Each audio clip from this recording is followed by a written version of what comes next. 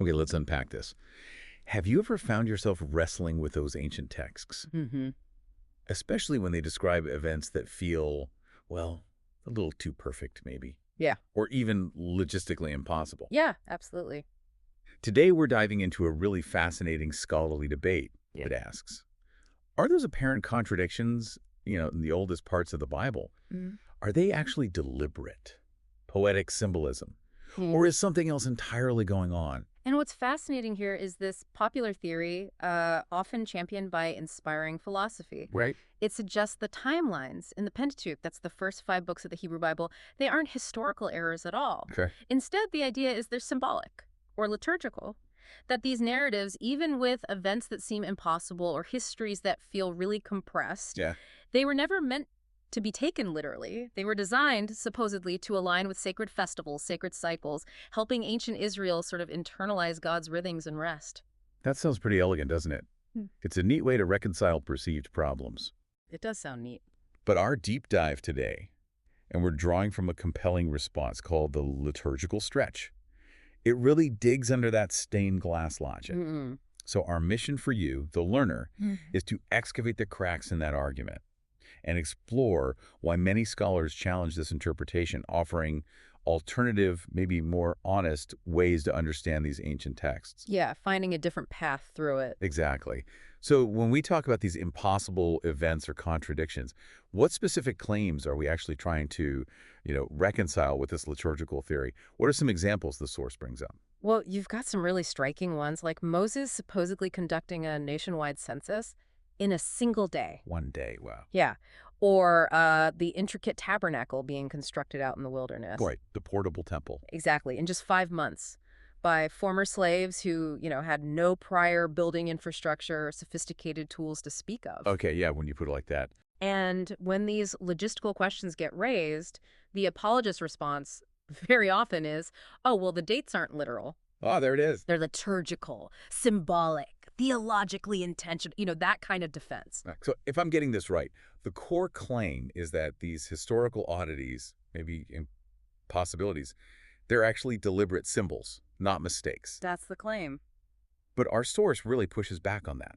It's what they call post hoc rationalization, Right, explaining it away after the fact. explaining away a problem after it becomes, well, glaringly obvious. It's almost like saying, okay, 2 plus 2 equals 5, but only on religious holidays. Yeah, something like that. And crucially, the source points out this specific liturgical theory, you can't really find it in the text itself. It's an idea brought to the text, imported. Exactly. Yeah. And that's a huge point, because if you connect this to the bigger picture, the Pentateuch itself, it just doesn't read like a symbolic poem or some kind of theological riddle. How does it read then? It's presented much more like a historical record. I mean, it meticulously names months, days, specific people, places. Right. Geographies. It even counts the exact number of men per tribe down to the last person sometimes. It feels very concrete. That focus on detail is really striking. Our source highlights a verse like Numbers 1.1, which is incredibly specific. Yeah, that's a great example. On the first day of the second month, in the second year after the Israelites came out of Egypt, the Lord spoke to Moses.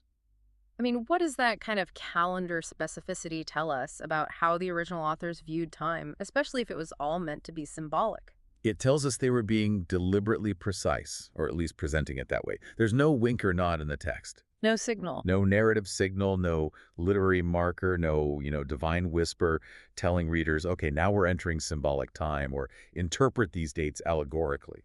And without that internal textual evidence for that kind of intent, this whole liturgical defense starts to look less like genuine insight. And more like an evasion, frankly. An evasion of what the text actually says. Okay, now a common claim we often hear defending these timelines is, well, ancient writers just didn't care about time like we do. Linear, precise. Right, that numbers were more about meaning than math. Exactly. Yeah. And while symbolism was definitely part of ancient literature, our source reminds us why that claim, used in this way, is actually deeply misleading. It's really important to remember this. Ancient cultures like the Egyptians, the Babylonians, they meticulously kept records. King lists, astronomical observations, battle records. They cared about chronology. And the Hebrews? No different. They meticulously recorded genealogies, people's ages, tribal censuses, detailed chronologies of kings, documenting reigns year by year in books like 1 and 2 Kings. They measured the temple construction down to the cubit. So were these just symbolic gestures, or were they serious attempts to track and preserve their history? It certainly looks like the latter, doesn't it? They were trying to anchor their story in time and space. It seems pretty clear, even if ancient timekeeping wasn't, scientifically precise by our standards today. Right. They didn't have atomic clocks. No. Mm. But it was undeniably structured, it was organized, Yeah. intentional, and to pretend otherwise, our source suggests, is really to whitewash the genuine sophistication of these ancient cultures. Yeah, it's a bit condescending, actually. Okay, so let's talk about the logic of the liturgical argument itself. Our source highlights a major flaw. Yes, the circularity problem. This is key. Explain that. How does it work? Okay, so the argument often goes something like this. These dates fall on festivals, therefore they were chosen for festival purposes. Okay, makes sense so far. But then it loops back. Why do these events fall on festival days? Well, because the dates were deliberately chosen to match them. And how do we know the dates are symbolic and were deliberately chosen? Because they match the festival. Round and round it goes. I see. Exactly. It's a self-confirming loop. It doesn't actually prove anything independently. That's a pretty strong critique of the argument's structure. But just to play devil's advocate for a second. Sure. Is there any way proponents of the liturgical theory try to break out of that circle? Or is it just stuck? And what would a stronger argument even look like, according to the source? Well, the critique in our source suggests there really isn't a strong way out of it, logically speaking. A genuinely stronger argument would need, well, several things. Likewise. First, it'd have to show the festivals definitely existed before the events were dated to them. Okay, established precedents. Right. Second, you'd need clear evidence within the Pentateuch itself that these specific dates were meant to remind readers of those pre-existing festivals, not just a pattern we notice now. An internal clue. Exactly. And third, you'd need to show the pattern couldn't just be explained by later editing redaction or even just coincidence. Some dates will overlap with festivals by chance. Right. You need to rule out other explanations. Without all that, it really just amounts to what the source calls calendar-fitting gymnastics, trying too hard to make it fit. Calendar-fitting gymnastics. I like that. Okay, so if we step back from this liturgical stretch theory, is there another scholarly way to look at these apparent contradictions and inconsistencies? There is. And our source points to a major alternative, a well-supported scholarly view called the documentary hypothesis. Okay, the documentary hypothesis, what's the core idea there? The basic idea is that the Pentateuch isn't a single book written by one person, say Moses. Instead, it's a composite work, Right now. meaning it was stitched together over time from multiple originally separate sources. These sources had different authors, different styles, sometimes different theological priorities, even different names for God. So like different strands woven together. Precisely. JEDP are the traditional labels for these hypothesized sources. Okay, that's a powerful alternative. So how does accepting this editorial legacy, as the source put it, help us understand things like, well, duplicate stories? You mentioned 2 creation accounts, 2 flood accounts. Yeah, those are classic examples. Or conflicting timelines, different names for God Yahweh versus Elohim, or even overlapping laws and rituals that don't quite match up. It offers a much simpler explanation, really. You don't need a complex, hidden calendar theory to explain why the narrative seems broken or inconsistent sometimes. Why not? It's just the natural result of editors, probably working centuries apart, merging these different traditional texts into one larger sacred text. And crucially, they didn't always smooth over all the seams perfectly. They left the joins visible, so to speak. Sometimes, yes. And that explains why timelines might clash. Like, how can a census take just one day, but then a journey takes years? Or how can Moses give all these incredibly detailed speeches and then die within weeks of dozens of logistically impossible events? It wasn't designed as one seamless timeline from the start. Exactly. It reflects an editorial legacy, the source argues, rather than some hidden, perfectly planned symbolic unity. Okay. Now, speaking of those logistical impossibilities, the source really digs into the tabernacle construction again. Let's go back to that. Yeah, it's a great test case. Exodus claims this massive portable sanctuary, gold-plated woodwork, bronze fittings, intricate embroidered curtains, handcrafted furniture, all built in 5 months. 5 months out in the desert. By people who had just escaped slavery. Mm-hmm. With presumably limited resources and tools. That's a perfect real-world check, isn't it? How does it hold up? Well, it raises huge questions when you compare it to any real-world evidence. Even with modern tech, replicating that kind of structure, it takes years. Does the source give an example? It does. It mentions H.G. Baldwin's attempt back in the 1940s. He had tools, engineers, funding, everything the Israelites supposedly lacked. And how long did it take him? 5 years. 5 years, not 5 months. Right. And yet, we're asked to believe the original is built in 5 months with ancient tools in harsh desert conditions, while also observing the Sabbath every seventh day, meaning no work then either. That doesn't just sound implausible. It sounds, quite frankly, logistically impossible. And here's the kicker. If, as inspiring philosophy sometimes claims, there's no divine miracle involved in the construction itself. Just divine instruction in human labor. Right. Then this timeline looks like a historical failure. Just plain and simple, it didn't happen that way. And if the tabernacle timeline is off, then potentially all the timelines built around it in Exodus and Numbers are also questionable. It's a foundational piece that doesn't seem to fit reality. Okay, so connecting this to the bigger picture.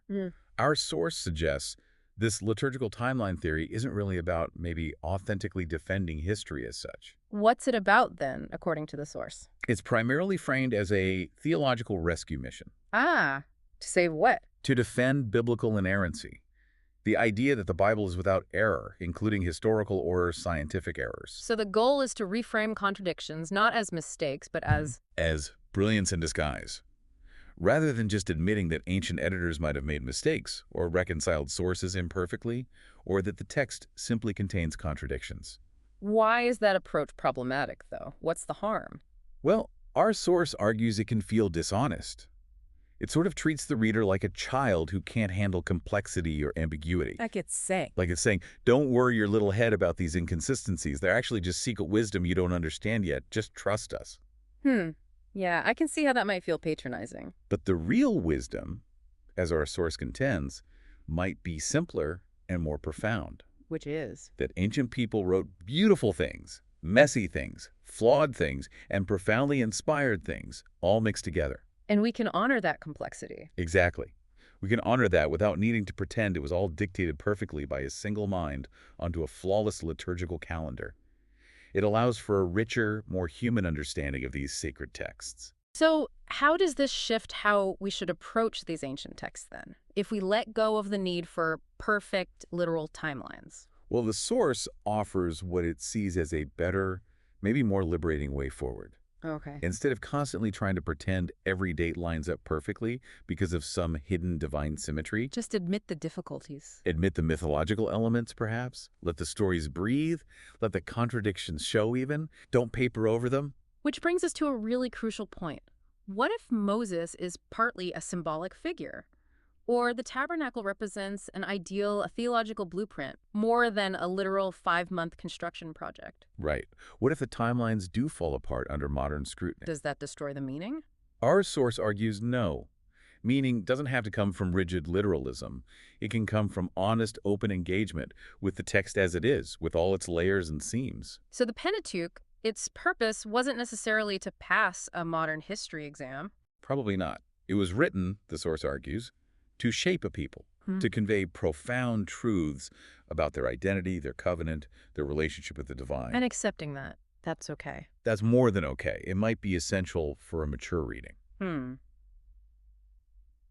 This deep dive into the liturgical stretch critique, it really highlights how some interpretations, they can feel like a masterclass in sounding very intelligent while subtly sidestepping the obvious problems in the text. Dressing up those editorial seams we talked about as a divine symphony. Yeah, or calling clear contradictions symbolism as a default explanation. But by genuinely engaging with the critiques, like the ones in this source. You, the listener, can learn to listen for those sour notes, maybe.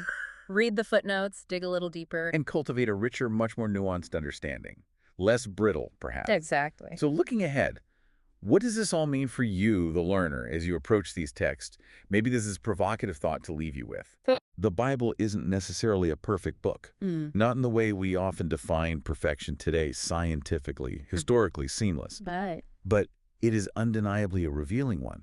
And in its pages, you can truly see the messy, complex, beautiful fingerprints of humanity reaching for, trying to understand something sacred in the dust of time. That's a powerful image. And maybe the invitation here is to honor that complexity by simply telling the truth about it, by engaging honestly with what's actually there.